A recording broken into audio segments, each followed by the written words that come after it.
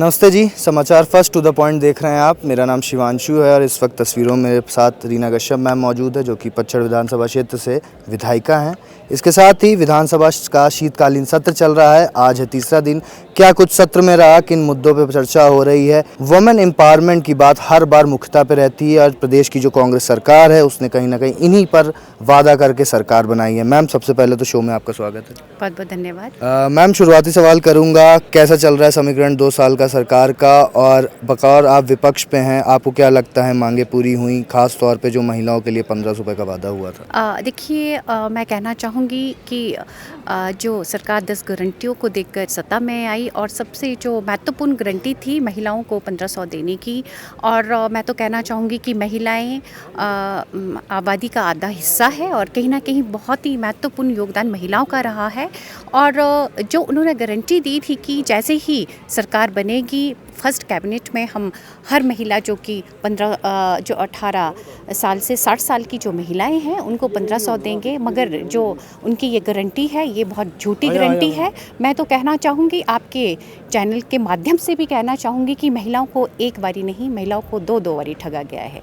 एक बारी जब विधानसभा का चुनाव था उस समय फॉर्म भरे गए, और दूसरी बार जब भी लोकसभा का चुनाव था उस समय फॉर्म भरे गए।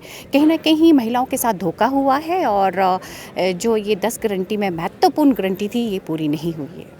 के साथ ही मैम, 2 दिन पूरे हो चुके हैं, आज तीसरा दिन है। विधानसभा के अंदर पटल से लेके हर चीज़ में एक चीज़ का मुख्यतः ध्यान रहा, करप्शन के एलिगेशंस जो हैं पक्ष विपक्ष दोनों तरफ से एक दूसरे की तरफ साधे जा रहे हैं। चाहे वो कोविड काल जयराम जी की सरकार की बात की जाए, चाहे वो अभी सुखविंदर सिंह सुक्खू की सरकार की बात की जाए। आपका क्या स्टैंड है मैम? करप्शन के आरोप जो हैं वो लगाते हैं या एक्सेप्टेंस की, कौन सी चीज़ ज़्यादा इंपॉर्टेंट है? देखिए, जहाँ तक भ्रष्टाचार की अगर हम बात करें, कहीं ना कहीं जब 67 नियम के तहत चर्चा हो रही थी भ्रष्टाचार पर, तो मैं केवल इतना ही कहना चाहूँगी कि 2 वर्षों में अगर आपने इस सरकार ने अगर कुछ किया तो क्या किया? भ्रष्टाचार ही हम कह सकते हैं। अब आपदा थी और कितना नुकसान हुआ, मगर इसमें भी भ्रष्टाचार। मैं कहना चाहूँगी, अपने विधानसभा क्षेत्र की अगर मैं बात करूँ, बहुत से ऐसे लोग जिनके घर को नुकसान हुआ है, खेतों को नुकसान हुआ है और भारी बारिश के कारण कई नुकसान हुए हैं, उनको उसका लाभ नहीं मिला है। लाभ किसे मिला है? लाभ उन्हें मिला है जो कांग्रेस के वहाँ से, चाहे कार्यकर्ता हो चाहे वरिष्ठ नेता हो, उनके नज़दीकी जो लोग थे उनको और उनके रिश्तेदारों को। और कहीं ना कहीं आज भी लोग अपनी फाइल लेके कभी कहीं एसडीएम साहब के पास जाते हैं, कभी मेरे पास आते हैं, कभी डीसी साहब के पास जाते हैं, और इसमें भ्रष्टाचार हुआ है, तभी इस तरह से ये इल्ज़ाम इन पे लगे हैं। और मैं तो कहना चाहूँगी ये मुद्दा बहुत बड़ा मुद्दा है। और साथ में मैं कहना चाहूँगी, भ्रष्टाचार की अगर आप बात कर रहे हैं, पंचायती राज में देखिए, मैं अपनी एक पंचायत की अगर मैं बात करूं, जिस तरह इन्होंने कहा है कि व्यवस्था परिवर्तन, इन्होंने हर पंचायतों में भी व्यवस्था परिवर्तन की है। और इन्होंने जो प्रधान है और जो पंचायत बॉडी है उनको ना पूछ के एक कमेटी का गठन किया है, और उस कमेटी के माध्यम से 25-25 लाख की राशि सड़कों पे खर्च की जा रही है मुरम्मत में। अब आप देखिए, ये भी भ्रष्टाचार है। 70% पैसा खर्च हो गया है मगर काम 1% का भी नहीं हुआ है। क्या ये भ्रष्टाचार नहीं है? ये तभी हो रहा है ना जब सरकार इनिशिएटिव दे रही है। अच्छा मैम, एक और चीज़, पहले विधानसभा के अंदर आप इकलौती महिला विधायक थीं जो कि विपक्ष में थी। अब कुछ साथी और आ गए लेकिन वो पक्ष में है। समन्वय कैसे बनते हैं? चर्चा होती है कभी आपस में? बिल्कुल। हमारी जो महिला विधायक आए हैं, राणा जी आए हैं, कमलेश जी आए हैं, और मुझे इस बात की बहुत खुशी है कि ना कहीं जो कमी महसूस होती थी वो कमी हमारी पूरी हो गई। हम 3 महिलाएं हैं, मगर मैं एक बात ज़रूर कहना चाहूँगी, आपके ही चैनल के माध्यम से कहना चाहूँगी, माननीय मुख्यमंत्री जी को, यहाँ भी महिलाओं के साथ पक्षपात हो रहा है। पहले मैं एकमात्र महिला थी, चलो ठीक है, मैं विपक्ष की थी। अब तो आपके पास 2 विधायक है, महिला विधायक। दिखाओ दम, क्यों महिलाओं को आपने पीछे किया है? इन्हें मंत्री बनाओ, फिर पता चलेगा कि व्यवस्था परिवर्तन आपकी हुई है कि नहीं है। मैम, अन्य बातों पर भी आएंगे, मगर मुख्यतः ये देखा जाता है कि आप जब किसी महिला विधायिका से बात कर रहे हैं तो अमूमन women empowerment, women security, women safety की बात हम करते हैं। प्रदेश की जो स्थिति है वो दिन पर दिन लाचार और दुराचार होती जा रही है। महिलाओं का शोषण हो रहा है, घर में हो रहा, दफ्तरों में हो रहा। इन चीज़ों पर क्या कोई नियम कानून होना चाहिए, या मतलब सदन के अंदर आप महिलाओं को, चाहे वो आप विपक्ष में है वो पक्ष में, तो आप लोग को भी समझ में होना कि कुछ ऐसी प्रोसीडिंग आप लोग चाहते हैं हो कभी? बिल्कुल चाहते हैं, क्योंकि कहीं न कहीं कोई ना कोई घटना सामने आती रहती है। और इसमें मैं तो कहना चाहूँगी कि अब सदन में 3-3 महिलाएं हैं, ये बात रखनी चाहिए। महिला को के संबंधित जो सुरक्षा की बात है वो रहनी चाहिए। और मैं जो अभी भी मैंने कहा, अभी भी मैं दोबारा से कह रही हूँ, अगर कोई महिला हमारे पास मंत्री हो, ये मुद्दा भी हम जोर शोर से सदन में रख सकते हैं।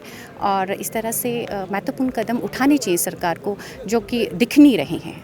अब मैम आ जाते हैं विधानसभा क्षेत्र पे।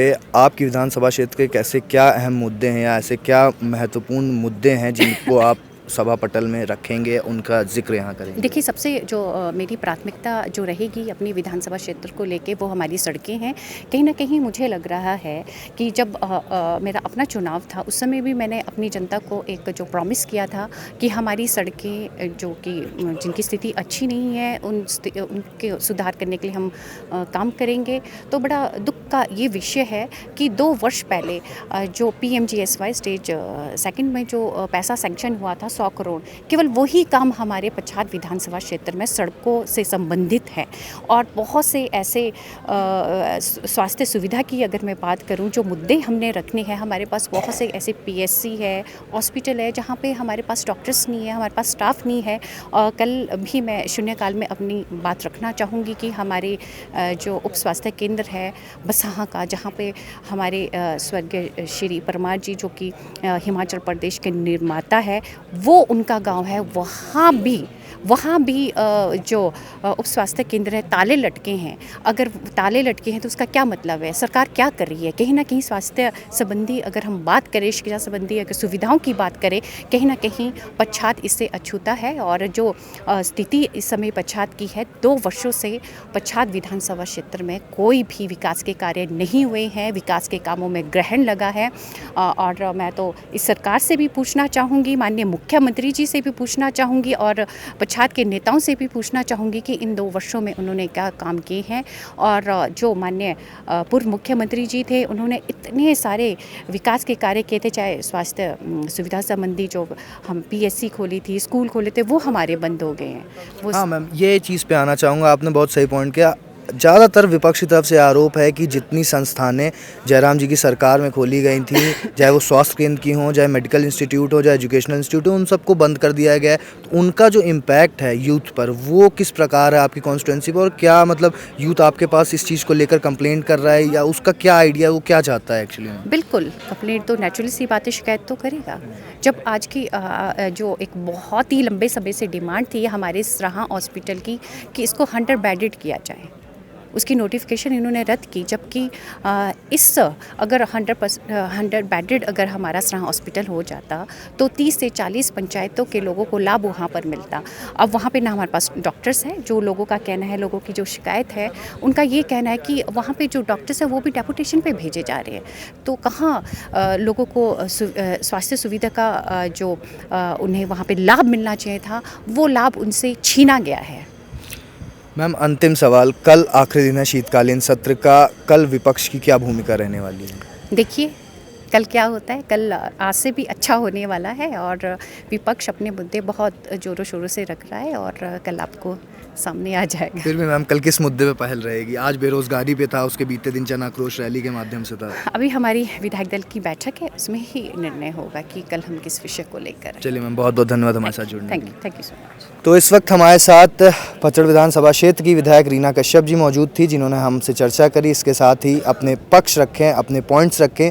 आपको ये चर्चा कैसे लगी, कमेंट बॉक्स के माध्यम से हमें बताएं। जुड़े रहें तब तक समाचार फर्स्ट के साथ।